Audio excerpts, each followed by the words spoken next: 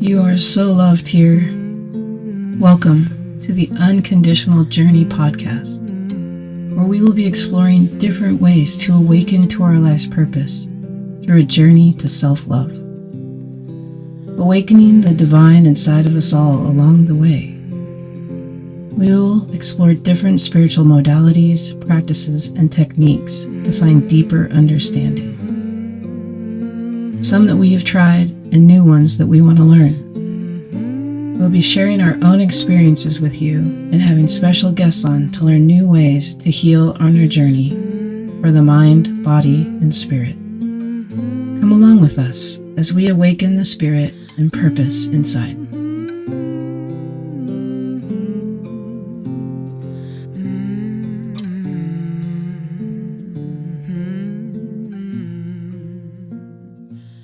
Welcome back to the Unconditional Journey. Thank you. It's such a pleasure to be in your presence, Miss Debbie. Oh, same to you. Okay, same to you. Okay, let's talk about life and spirituality and how life gets in the way. Yeah, and how it brightens and darkens and all of the natural beauty that is in all of those nooks and crannies. I don't know about you, but I've definitely been, I want to say deprived, but I've also been in the most embodied form, or I guess authentic, at least for myself. It's really been amazing. Like for our guests, I have a almost 5-month-old named Raven who is going to periodically be peeping in, I'm sure. She's part of the show. She is part of the show, part of life. Definitely a huge source of spirit for me. But even though I feel too busy to do any of my practices right now, which I've got a deep yearning to come back to,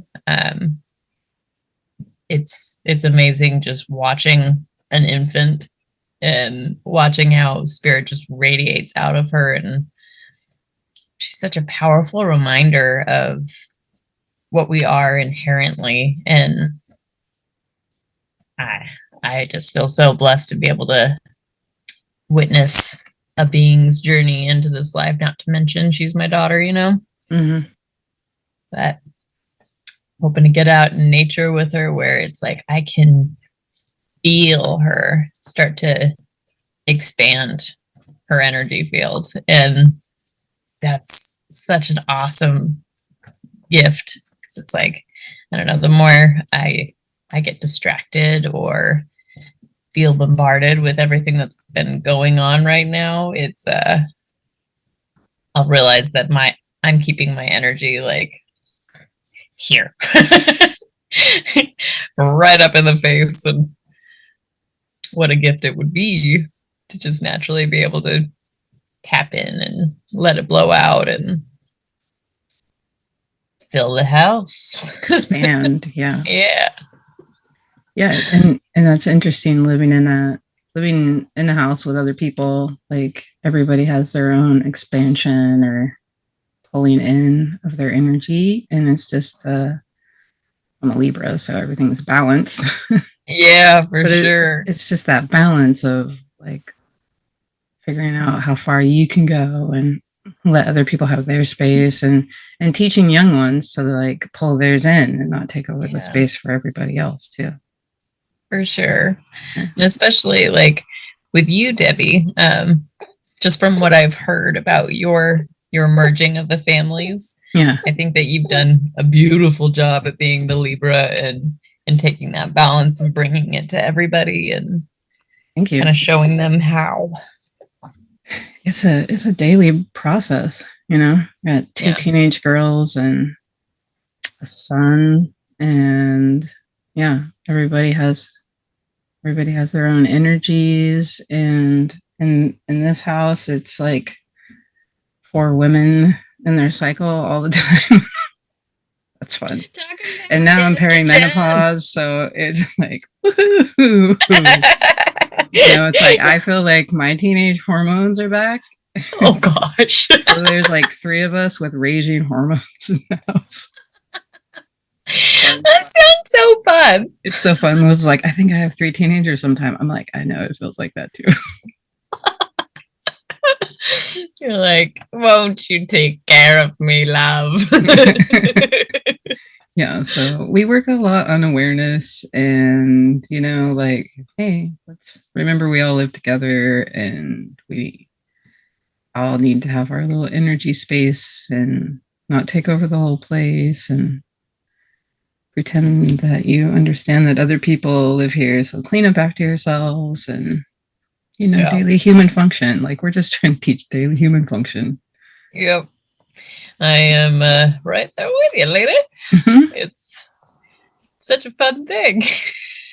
Yeah. And like we talk about sorry about that.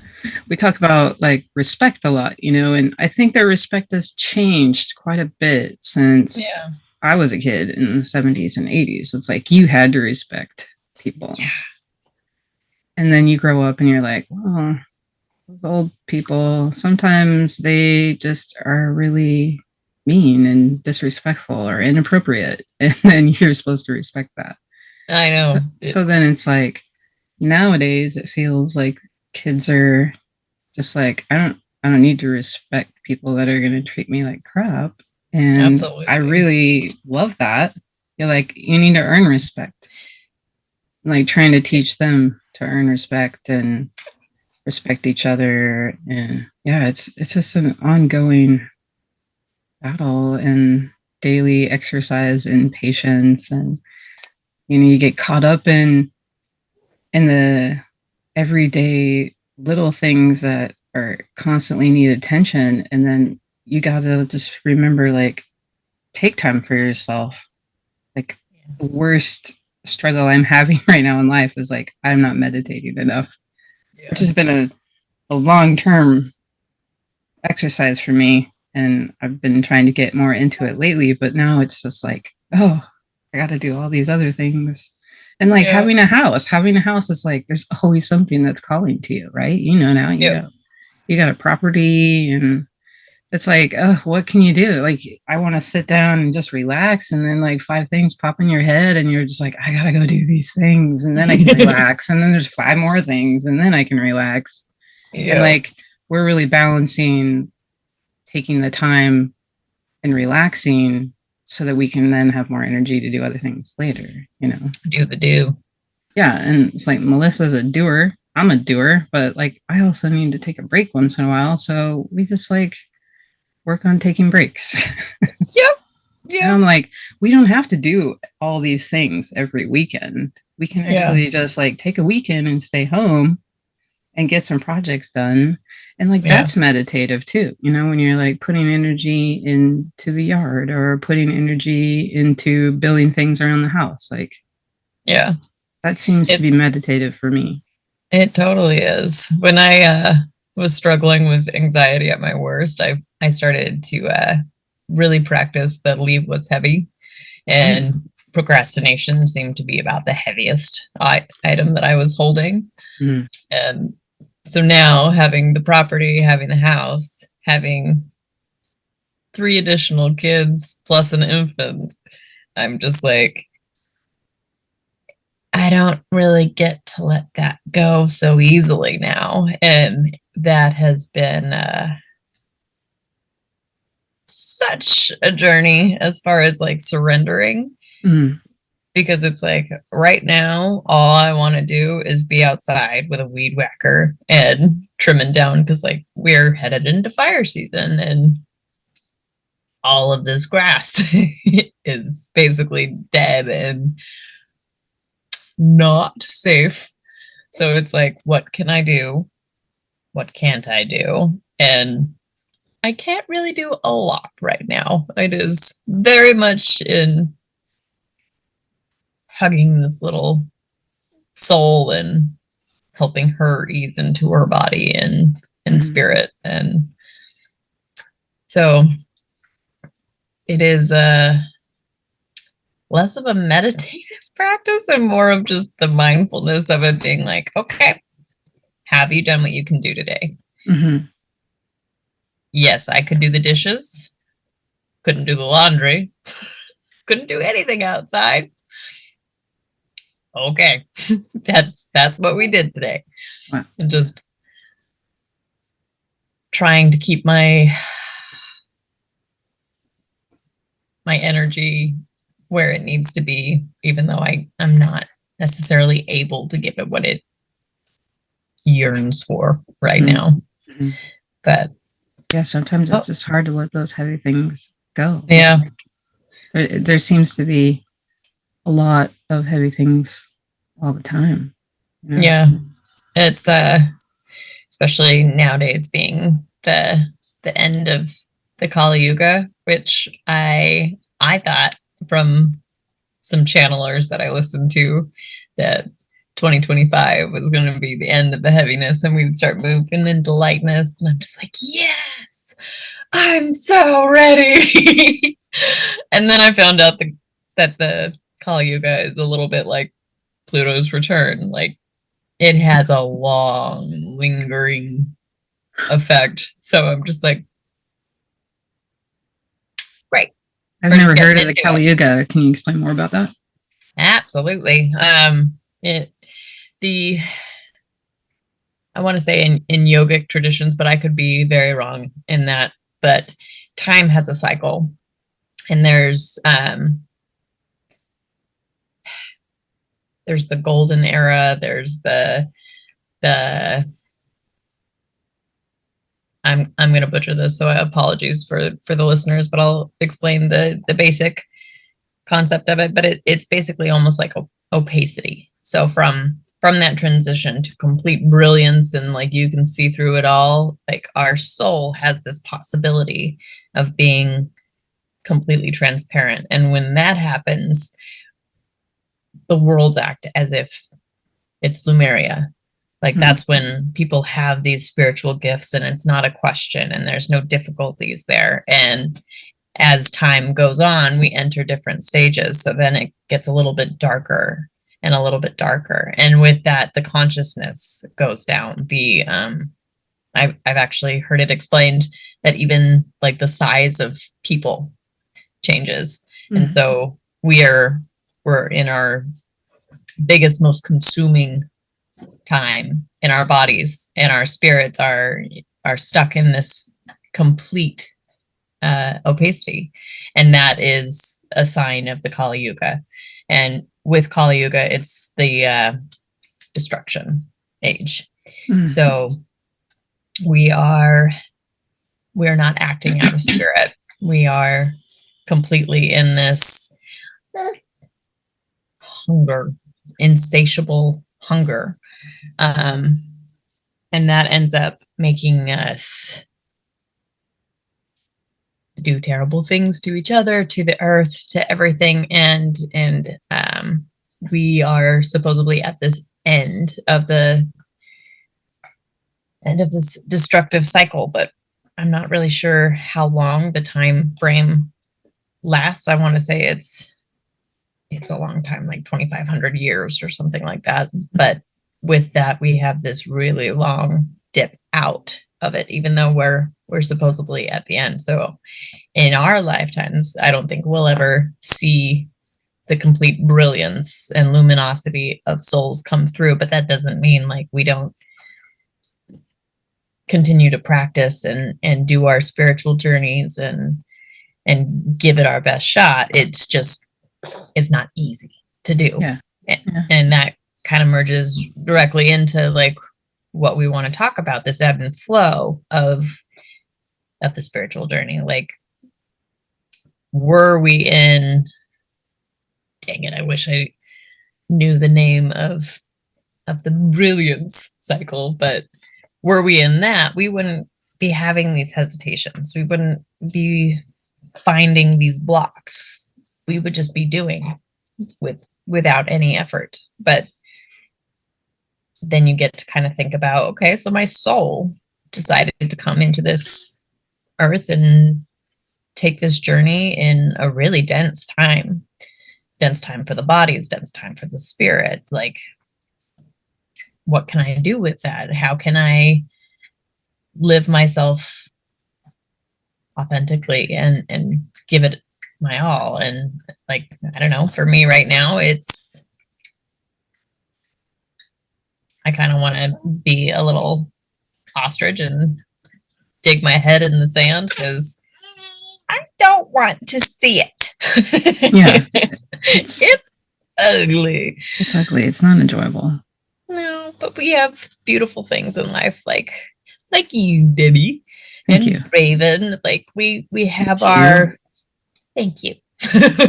We have our ways out, and we have our lightness that we can find in little moments like the pinhole in the universe that allows the stars to shine through. Kind of, that's our moment now. Mm-hmm. You are my spiritual retreat, Debbie. Thank you. Just a regular person. Just a regular person who is amazing. Trying to figure it out. And I don't know. I just want to learn everything. You know, I'm like a sponge right now. That's beautiful. I keep getting these messages that I have to go to Mount Shasta. And like, I've met people and they're like, oh, I grew up in Mount Shasta, like coming into my office for massage. And like, people are like talking to me about things in Mount Shasta, or I hear about Mount Shasta on a podcast. It's like, Mount Shasta, Mount Shasta, Mount Shasta. I'm like, okay, I hear you. Like that's like this constant messaging over and over and over again. And eventually you got to listen. You got to be like, okay, I hear you. Yeah. I gotta go. So I'm really going to try to get there before the end of the summer. That's awesome. Yeah. An interesting thing I just learned is Atlantis used to be right by Mount Shasta. I know. There's like so many special things in Mount Shasta. There's special things in the mountain underground, and there's lots of special spirits and ETs. I don't even know. Like they're protectors of that place.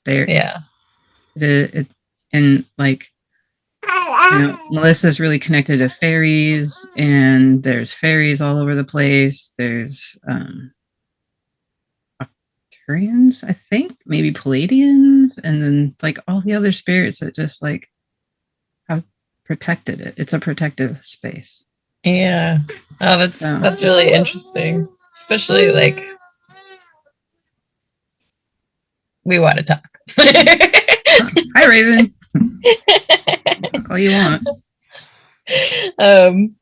It's interesting that you say that because it's like, what? I said everyone's welcome here. Yeah, everyone. I find it interesting that mountains end up being such a protector space. Like, I've heard Mount Adams, for example, is like this crazy launch spot for UFOs. And there's a lot of activity going on there. And I've really only been one time before, but what was interesting was our hike in, we went over this ridge, and then it's almost like you were immediately met with this wall of mosquitoes, and they were vicious. Oh no.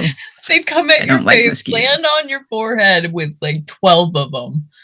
And like you couldn't get away. I ended up doing that entire backpacking trip as just run. So it was just a descent because you couldn't get through the wall?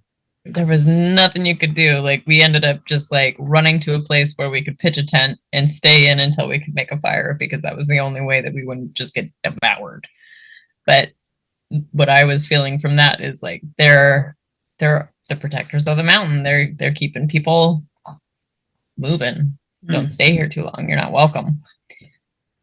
Thought it was. You gotta bust through that wall, I guess. Yeah.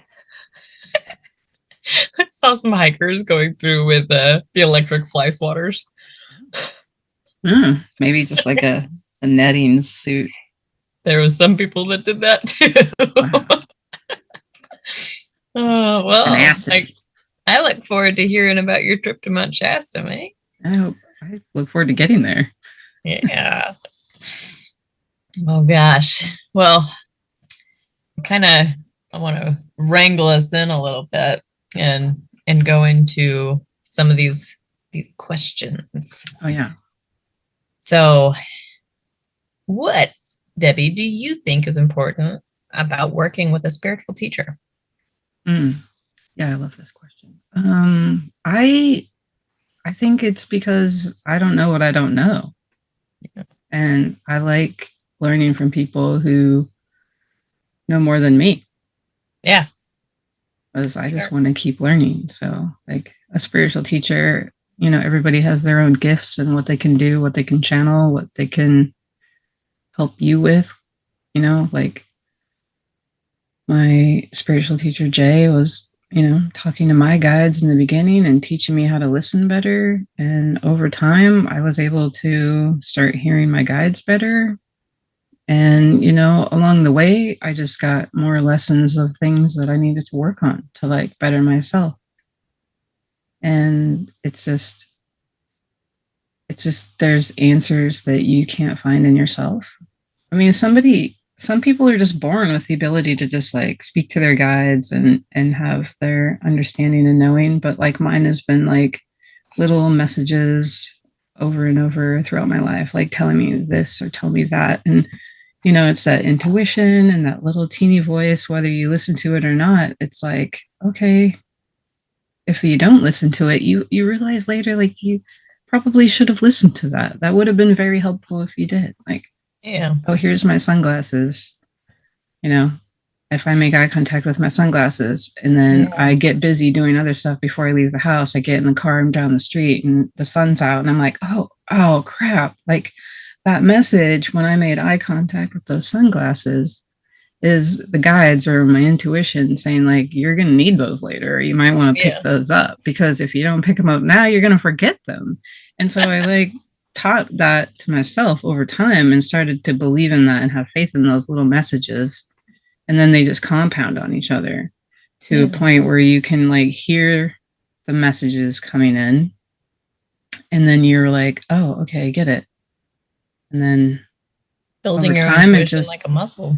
Yeah, really, that's really what it is. That's why I don't want to go to the gym so much because I'm like using my brain muscle more now. Go to the gym. That sounds exhausting. Like, I need to get my spiritual flex on. Right? I don't care. I don't care. Oh man, it's I don't know. It especially. I have so nourishing. Though. I'm sorry. Yeah. It's just so much. It's nourishment. Like I want that nourishment. Yeah. Have you ever heard of the people that are like the light eaters? Are they dark? No. Like they're some just regular people, but it's like they can consume and get their sustenance just strictly from light. From other people's light? No. Sunlight and nature and But like speaking to that level of like our body is physical, but our spirituality, for example, is something that can literally feed us depending on what you train and wire your brain to think. Now, listeners, I'm not saying go starve yourself and eat only sunlight. Just saying there are people. There are people. But it's such a beautiful thing to be open to receiving your intuition and your insights from your guides. And like for me, I don't know what this life lesson is, but there is a little bit of a wall towards embracing whatever psychic gifts I have and listening to my intuition fully. And now entering motherhood, I'm trying to listen to it a lot more strongly just because I'm like, I don't feel like my intuition is just serving me now. I feel like there's an absolute, I don't want to say pressure, but maybe incentive into opening those gates for myself. Yeah. I mean, that's how you communicate with Raven. Totally, right? I mean, she can't talk. She's gonna just I mean, that goes back to like when adults think that children can't understand because they can't communicate or they don't understand big words that you're saying. So, like if you're fighting or if you're just like have this negative energy, like they get that more than you probably get that. Oh, you know, yeah. They're connected to that. They come out of the womb. It's like all they have is feeling. All they have is emotion. And like they see all the energy around you. They can tell. That's why babies cry when mommies get upset, right? Yeah. Because they get that. They're tapped in. People. That's all they have for communication. So they're tapped into that. Like, yeah. And there's always like those random people that like they may not even have kids or something like that, but their children just gravitate to them. Oh, yeah, that's me. I'm like Snow White. Babies and animals flock to you. I feel like that's such a great compliment. I do struggle with teenagers and adult children. Well, that goes back to density, right? Like the further we get from the beginning of our circle, that's when the veil is at its thinnest. And as we get closer at the end of our journey, then we start coming back to that luminosity and not being so dense and opposed to, I don't know, accepting the magic of the universe and living through it and using it as communication. Mm-hmm. Yeah, and I've gotten better at like understanding other people's communication by their energy. Yeah. Absolutely. Like, again, building that muscle. And yeah, a lot of times words don't match with energy. Oh man, isn't that the truth? Yeah. It's so much of like one of my great soul challenges in this life has been people pleasing. And when I just don't really jive with somebody, and then still having this desire to somehow make it better. And finally I'm at this age where I'm like, I don't have to. Mm-hmm. I can acknowledge that you're a being and you're living this life and you're doing it your way. And that's perfectly fine. But I don't need to spend my time in an energy field that I don't enjoy. And I've got my body feel gross now. Yeah, I get that completely. And I feel like if you listen to that, I feel like you're going to have overall better health because you're not putting plugs in yourself for trying to accept density that isn't moving through your energy field the way you want it to. And like feeling obligation to be around people that don't make you feel good. Mm-hmm. It's hard. It is hard. I don't like it. Yep. It all goes back to Jay's shielding, right? Right. Yes. I need to start doing that more regularly. I have difficult energies in the home that I'm trying to work with, and those ones aren't necessarily as easy to say that I don't have to. So I'm working again, that consumes everything, right? It really does. It's over, and then you're just like, how do I exist in this place that's like taking over all of the space? Yeah, and like I don't know, sometimes it's coming from younger bodies that don't even know what's going on or why, and I'm trying to develop compassion for understanding the wounds related and what causes that.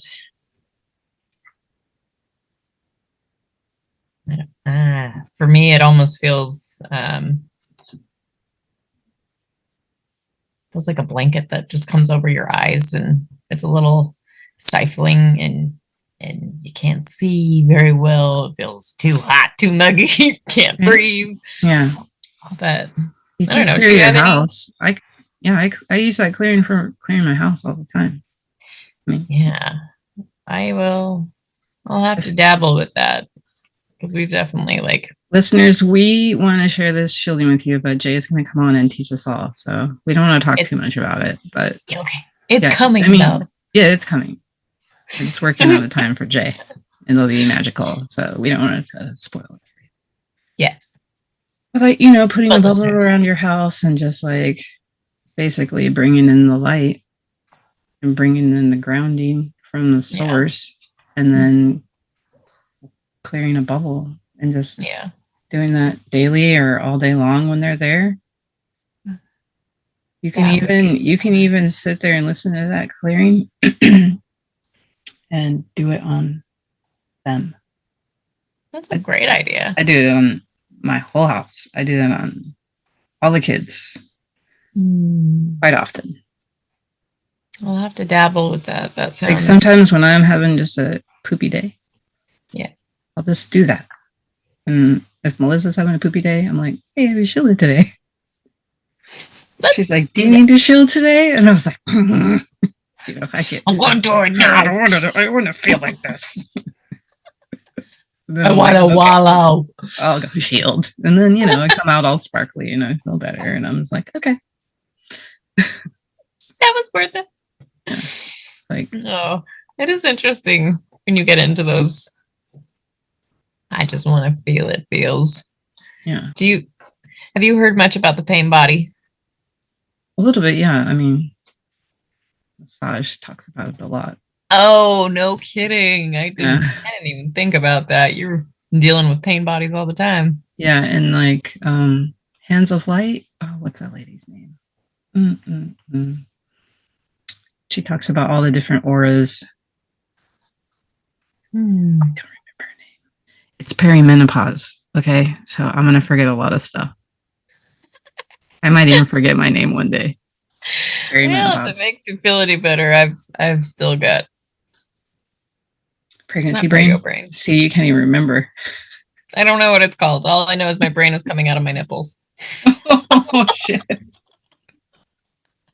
I'm sorry. Not for me anymore. It's not for you anymore. That's true. So I'm going into another body. Anyway, she taught the different stages of the aura and the different bodies, the etherical body, the mental body, the physical body. Yeah. That's where we hold a lot of stuff. It's certainly true. I've been watching, I have family members that have hyperactive pain bodies, and like that I live with and that I don't live with, and it's amazing just how much, like, when you're unconscious of it, your body wants to just stay in that negative place because it feels it's almost like when you have a habit that you should kick and it's not good for you, but you just keep on going to it no matter what. It's just this ever-consuming presence that will suck all the light out of you if you let it. And then nothing changes for you because, like, you keep doing that thing that you want to keep doing, and then nothing changes. And then you just complain about it. Yeah. It's I don't know, the way that everything is a spiral, for example, like even our limbs, like in utero, they grow in spirals. And it's the same thing as when we're going through this spiritual development. Depends on how close you want to repeat it. So it's like in your darkest time, or I'll speak for myself. When I was in my darkest time, every day would be the same pain and suffering. Like it would be just on repeat: anxiety, depression, go to my habit relief. Anxiety, pain, depression, go to my habit relief. Anxiety, pain. And then slowly, like once you start waking up into, I don't want to live here anymore, then you start, okay, maybe meditation, or anxiety, depression, meditation, relief. And then your spiral starts getting bigger and bigger. And I don't know, calling in those spiritual teachers, like, what can you teach me to help me get out of this version of my spiral? How can I get to the next ring? Just what am I learning here? What do I need to learn so I can move forward? Yeah. And like, I don't know. how big can we make that circle before we go back to that anxiety pain? Like it's coming back no Like matter spiraling out. You're talking about spiraling out gets you further away from it, right? Yeah, it's growth and expansion in a different way because I don't know. I don't want to sound so dark and dreary, but I do believe that a big part of our human journey is experiencing that suffering. But like not necessarily in a way that is just to live in it, but to how do you overcome it? How do you, what light can you find in the dark? Like thinking of those little ocean fish who are basically out there with their own light source as their only source. Bioluminescence. Yeah, but you know, glow in the depths of the darkness. Yeah, I've always been drawn to shadow work just because it's I find it most illuminating when you sit in the dark. But the only I don't know, I find that I have an affinity to attachment, and that is actually to detachment. Yeah. It's my body is really quick to just pop my soul out. Like I don't know. I actually just got an energy clearing from my friend Marcia. I haven't heard what she found yet, but I checked in with her. I'm like, hey, I think I need a little update. can you take a look and see what's going on? She was like, yeah, you're doing what you do. You're out of your body and you're a little over to the left this time. Let's go see what's going on. But it's like, for me, I can observe really well when I'm out of my body. Like I'm able to see what's going on for everybody else. And maybe that's a little bit of a addiction of its own. Like pay attention to everybody else so you don't have to deal with what's going on with you. Don't tell me that. I thought I was helping. I'm an overhelper. No, I think you're helping. I feel like you described like what's been going on with me, but I don't know if I'm out of my body, but I feel like I have, I don't know. I've been feeling like I have this bird's eye view of things now, but I don't really feel like I'm out of my body. I don't know, like since last year, I just have this bird's eye view of what's going on around me and what other people are dealing with. And yeah, well, I think the difference there though is like you're still feeling your body. Like it's almost like you're able to take your third eye, so to speak, expand it out of your field so you can observe what's going on with other people, but you're still in your body. So you've taken that. How do you know the difference when you're out of your body and when you're in your body? And for me, I've noticed like time flies when I'm out of my body.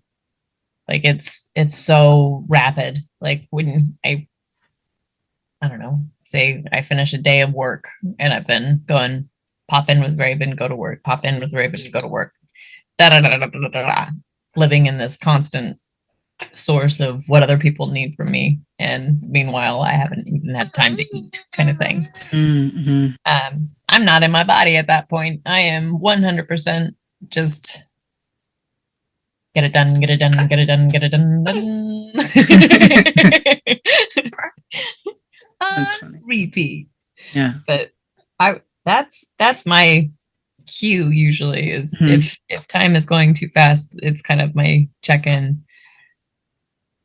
Maybe I should try to feel my feet for a second and move on from there. Like get grounded. Yeah, feel your feet, baby girl. Feel your feet. But yeah, like not to say that detachment is a bad thing. I think it's a very useful thing. I just think, like all things, there's moderation, and how much time you spend out of your body is completely up to you. Like I don't know, I can spend all day trying to do things for other people and observing what what their lesson is, but I haven't gotten very good at being able to work on my journey while I'm doing that. Yeah. So, but maybe it's that's like you have to get up. You have to get up at 5 o'clock in the morning. I think that's what I have to start doing. Like, get up at 5 o'clock and spend some time. That's a good idea. I have been dabbling with that a little bit, but it's like, it's one of those, I've woken up so many times over the night. Right. Yeah. Just like, wouldn't it be nice to just sit, go back to bed? The first time the cat wakes me up for food, I should just get up. Yeah.